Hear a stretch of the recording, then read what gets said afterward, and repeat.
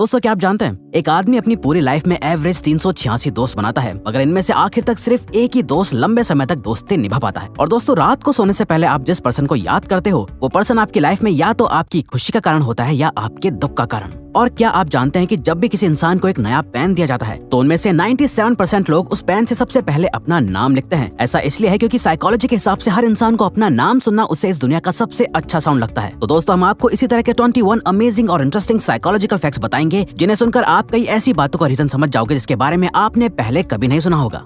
Number 21, अगर आप चाहते हो कि कोई आपके सामने झूठ ना बोले तो आपको बस इतना करना है कि जब भी आप उस पर्सन से बात कर रहे हो तो उनकी आंखों में देखने के बजाय आपको उनके माथे के बीचों बीच देखना चाहिए। इससे वो अपना थोड़ा बहुत कॉन्फिडेंस खोने लगेंगे और उन्हें लगेगा कि वो अगर झूठ बोलेंगे तो वो पकड़े जाएंगे, और ऐसे में वो झूठ बोलने से रुक जाते हैं, इसलिए इसके चांसेस कम हो जाएंगे कि वो आपके सामने झूठ भी बोल पाए। नंबर 21, आपने कभी इस बात पर ध्यान दिया है कि जब कोई आपको इग्नोर करता है तब आप उस इंसान पर और ज्यादा ध्यान देने लग जाते हो, आपका सारा अटेंशन उसी पर रहता है। ऐसा क्यों होता है कि हम उसी चीज को चाहते हैं जिसे पा नहीं सकते? इसका एक साइकोलॉजिकल रीजन ये है कि हमारा ब्रेन अनफ्रेंडलीनेस को एक चैलेंज या गोल की तरह देखता है। आप उन लोगों के लिए इतने ऑब्सेस्ड रहते हो क्योंकि आपका ब्रेन उस इग्नोरेंस को एक चैलेंज की तरह देखता है जिसे आप अकम्प्लिश करना चाहते हो, जैसे किसी मैथ प्रॉब्लम की तरह। नंबर 19, आजकल psychological disorders like stress, anxiety, depression etcetera बहुत ज्यादा कॉमन होते जा रहे हैं। अर्ली 20s में की गई एक रिसर्च के अकॉर्डिंग स्टूडेंट्स का एंग्जाइटी लेवल इतना ज्यादा होता है जितना कि एक 90s-50s के साइकियाट्रिक पेशेंट का। और अगर आज के टाइम पे ये स्टडी अब दोबारा की जाए तो एक एवरेज स्टूडेंट का एंग्जाइटी लेवल किसी साइकियाट्रिक पेशेंट से भी ज्यादा होगा। नंबर 18, 20 लाख पार्टिसिपेंट्स पर करी गई एक स्टडी ने किसी भी तरह की एक अच्छी रिलेशनशिप होने के काफी अमेजिंग बेनिफिट्स बताए। एक हेल्दी रिलेशनशिप आपको गुड हार्ट हेल्थ देती है जिसकी वजह से आपकी लाइफ एक्सपेक्टेंसी इंक्रीज हो सकती है। वहीं दूसरी तरफ एक टॉक्सिक रिलेशनशिप आपकी हेल्थ पर नेगेटिव इफेक्ट्स डाल सकती है। नंबर 17, वर्ल्ड में 19 डिफरेंट टाइप्स की स्माइल होती है, polite, dominance, wistful, flirty etcetera, और इन्हीं में से एक होती है डुशेन स्माइल, जिसे सबसे बेस्ट और हाई स्टैंडर्ड वाली स्माइल माना जाता है। इसी स्माइल को एक जेन्युइन ऑथेंटिक स्माइल भी कहते हैं। एक ऑथेंटिक डुशेन स्माइल आपको ट्रस्टवर्दी, फ्रेंडली और ऑथेंटिक दिखने में मदद करती है। नंबर 16, आपने नोटिस किया होगा कि कुछ लोग बात करते समय बार बार अपने फेस को टच करते रहते हैं, स्पेशली अपनी नोज को, और हम सोचते हैं कि शायद ये उनकी आदत हो सकती है, लेकिन साइकोलॉजिस्ट के हिसाब से ये एक नर्वसनेस की निशानी हो सकती है। वो इंसान कन्वर्सेशन में कंटिन्यूअसली अनकॉन्शियसली अपनी नोज को टच करते हुए ये सोचता रहता है कि आप उसके बारे में क्या सोच रहे हैं। नंबर 15, आपने नोटिस किया होगा कि जब कोई आपके सामने यौन करता है यानी उबासी लेता है तो उसको देखकर आप भी यौन करने लग जाते हो। ऐसा हमेशा तो नहीं, लेकिन अधिकतर अनकॉन्शियसली हो जाता है। लेकिन साइकोलॉजिस्ट के अकॉर्डिंग ऐसा होता है एक फिनोमेनन की वजह से जिसे कहते हैं सोशल मिररिंग, जिसका डायरेक्ट लिंक होता है ब्रेन में मौजूद मिरर न्यूरॉन से। इसी वजह से किसी और को यौन करते देख हमें ना चाहते हुए भी खुद ब खुद यौनिंग होने लगती है। नंबर 14,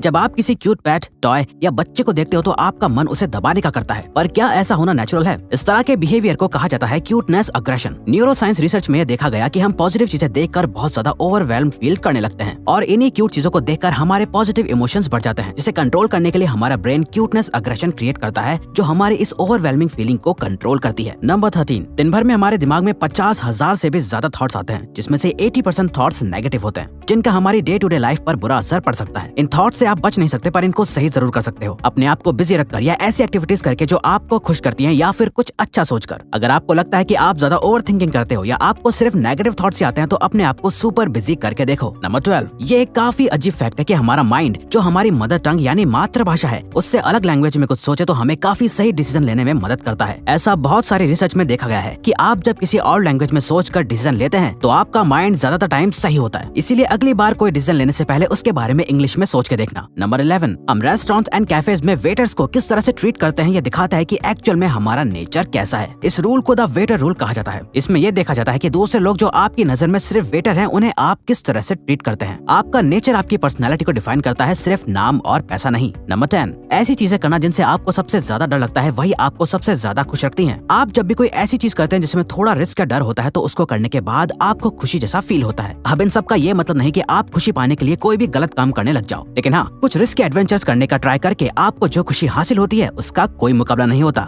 नंबर 9, जब किसी इंसान का कोई करीबी गुजर जाता है तो वो बहुत दुखी हो जाता है, जिसके लिए लोग उसे अक्सर यही बात समझाते नजर आएंगे कि टाइम हील्स एवरीथिंग, या वक्त के साथ सब ठीक हो जाएगा। लेकिन साइकोलॉजी के हिसाब से टाइम सब कुछ सही नहीं करता, बल्कि वो इंसान खुद उस दुख या उस लॉस के साथ जीना सीख जाता है। उसे उस दुख की आदत हो जाती है और वक्त गुजरता रहता है, जिससे ऐसा लगता है कि सब कुछ ठीक हो गया है। नंबर 8, एक इंसान बिना सोए सिर्फ 11 दिन तक ही जिंदा रह सकता है। ह्यूमन बींग्स अपनी लाइफ का 33% टाइम सोते हुए गुजार देते हैं। कुछ लोग ऐसा सोचेंगे कि ये तो बिल्कुल वेस्ट ऑफ टाइम है क्योंकि हम सोते हुए कुछ भी हासिल नहीं कर रहे, लेकिन आपको ऐसा ऐसा नहीं सोचना चाहिए, क्योंकि इसी 33% टाइम की वजह से जो हम सोकर गुजारते हैं, हमारा बाकी का 67% टाइम प्रोडक्टिव हो पाता है और आप वो सभी एक्टिविटीज कर पाते हैं जो आप अपनी डे टू डे लाइफ में करते हो। नंबर 7, साइकोलॉजी के हिसाब से जो लोग दिन भर बिजी रहकर अपना काम करते हैं और रात को कोई पार्टी या किसी भी तरह से एंजॉय करते हैं, तो उनको ज्यादा दुख नहीं होता कि उन्होंने टाइम वेस्ट किया है, बल्कि अगले दिन वो और भी मोटिवेटेड नजर आते हैं। दूसरी तरफ वो इंसान जो दिन भर अपना टाइम वेस्ट करता है, उसे दिन के एंड में बहुत गिल्टी फील होता है कि उसने पूरा दिन कुछ भी प्रोडक्टिव नहीं किया और फिर वो रिग्रेट करता है। नंबर 6, अकॉर्डिंग टू साइकोलॉजी, आप जितना सीरियस होकर अपना काम करोगे वो काम उतना जल्दी पूरा हो जाएगा, और अगर किसी काम को बिना डेडलाइन के ऐसे ही शुरू कर दोगे तो वो काम उतना ज्यादा ही टाइम भी लेगा। यानी काम कितना टाइम लेगा ये टोटली आप पर डिपेंड करता है। फॉर एग्जाम्पल, आपके साथ ऐसा जरूर हुआ होगा कि कोई काम जो असल में 1 घंटे का है, उसी सेम काम को अर्जेंटली करने में आपको सिर्फ 30 मिनट्स का टाइम लगा होगा, और वहीं किसी 1 घंटे के काम को जिसे हाथों हाथ करना जरूरी नहीं होगा, आपने आराम से 2 दिन में पूरा किया होगा। नंबर 5, ह्यूमन ब्रेन एक बहुत ही एडवांस ऑर्गन है जिसके अंदर सारी इन्फॉर्मेशन सेव्ड रहती है, जिसे हम मेमोरी कहते हैं। माँ के पेट से लेकर मरने तक हमारी लाइफ का हर एक इवेंट हमारे ब्रेन में सेव्ड होता है। लेकिन फैक्ट की बात यह है कि ह्यूमन बीइंग्स चाहकर भी उन सभी मेमोरीज को दोबारा से याद नहीं कर सकते। हाँ, कुछ खास मेमोरीज याद आ जाएं, लेकिन सभी इवेंट्स आपके ब्रेन में मौजूद होने के बावजूद भी उन्हें याद कर पाना इम्पॉसिबल है। नंबर 4, आप जिस भी तरह के शोज या मूवीज देखते हो उसी तरह से दुनिया को भी देखना शुरू कर देते हो। रिसर्च बताती है कि जो लोग क्राइम इन्वेस्टिगेशन या इवन ज्यादा न्यूज देखते हैं, वो दुनिया में होने वाले सीरियस क्राइम्स को ओवर एस्टिमेट यानी बढ़ा चढ़ा के देखते हैं, और इस तरह के शोज उन्हें ये सोचने पर मजबूर करते हैं कि दुनिया एक बहुत डरावनी जगह है और वो उसमें एक विक्टिम है। जबकि जो लोग कॉमेडी और फैंटेसी जॉनरा देखते हैं उनकी लाइफ काफी पॉजिटिव होती है। नंबर 3, हमारी सोच और हमारे दिमाग की सोचने की एबिलिटी हमारे कल्चर पर डिपेंड करती है। सोशल साइकोलॉजिस्ट रिचर्ड निस्बेट ने अपनी book the geography of thought में बताया है कि किस तरह एशियन एंड वेस्टर्न कंट्रीज में मेंटल प्रोसेसेस अलग होते हैं, यानी दोनों कंट्रीज के cultures, philosophy, education and social structure अलग है, जस्ट बिकॉज वहाँ के लोगों को अलग अलग तरह की प्रॉब्लम्स फेस होती हैं। इसी वजह से एशियन कंट्रीज में लोगों की थिंकिंग काफी होलिस्टिक होती है और वहीं वेस्टर्न कंट्रीज की काफी एनालिटिक। नंबर 2, हमें ऐसा लगता है कि हम अपना हर डिसीजन काफी सोच समझ कर लेते हैं, लेकिन साइकोलॉजी के हिसाब से हम अपने ज्यादातर डिसीजंस अनकॉन्शियसली लेते हैं। फॉर एग्जांपल, अगर आप कोई मोबाइल लेने जाते हो तो आप अपना बजट और ब्रांड कॉन्शियसली ध्यान में रखकर फोन चूज करते हो, लेकिन अनकॉन्शियसली आपका माइंड आपको ट्रेंड और मोबाइल के और फीचर्स की तरफ भी आकर्षित करता है, जिससे आपका डिसीजन अफेक्ट होता है। नंबर 1, जब भी हमें कोई रूल बहुत स्ट्रिक्ट लगता है या हमें ऐसा लगता है कि हमसे हमारी फ्रीडम छीनी जा रही है, तो हम में से अधिकतर लोगों का मन सिर्फ उस एक रूल को नहीं बल्कि हर रूल को तोड़ने का करता है। साइकोलॉजिस्ट इस बिहेवियर को रिएक्टेंस कहते हैं। ये हमें बताता है कि किसी को फोर्स करके अपनी बात मनवाना कभी काम नहीं करता। हम दूसरों की बात तभी मानते हैं जब हमें लगता है कि हम वो काम अपनी मर्जी से कर रहे हैं।